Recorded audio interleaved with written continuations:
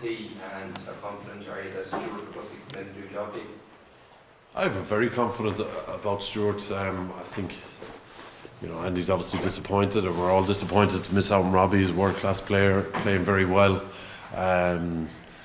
But I think, Stuart's had some tough days where he's been up here training, and a coach has had to have the conversation with him before the team is announced on Wednesday, and that's happened an awful lot. And he's always stuck with it, and seems to be getting better and better and better as a player, and never been disheartened. So it's brilliant for us. The whole, I suppose, the Emerging Ireland tour, trying to get the game against New Zealand A, it's all about competition for places. It's all about getting people into the room so that all the players know who the competition is. All the players know they have a shot at getting picked and making it to the World Cup. So for Stuart to come in and play, it just broadens the group again for us, and we'd be really confident in his ability and his smarts, the experience he has in that position. It's a great replacement for us. Defensive cohesion would be very important against a really good South African backline. Is it a good opportunity to bring Robert and Stuart in and mix and match players in a backline defensively? I don't think it's about bringing people in, or we're trying to win the game.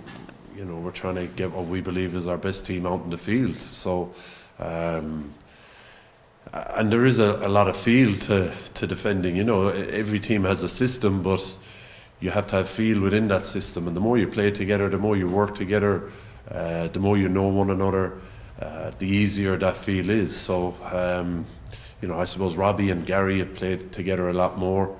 But Stu has the experience, he has the smarts to be able to come in and do a good job there. It's a real big strength of Robert Balakoon's. I wouldn't be an expert in the backfield or winger decision making, but from what I've seen and what you hear the coaches speak about it, that decision making at the end of the line is a real big strength of Robert's. And like a few of our wingers, then he has the speed to fix things when things go wrong. So they're two really good players, and it's brilliant to have them in the team.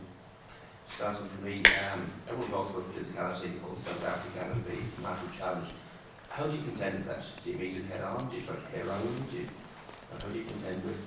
I suppose you have to do a bit of both, don't you? You just got to make good decisions. In every game, there's times where you can't get around the team, and you have to be able to be physical. You can't get through them. So that'll happen quite a lot tomorrow, I'd imagine. They're a very good defensive side.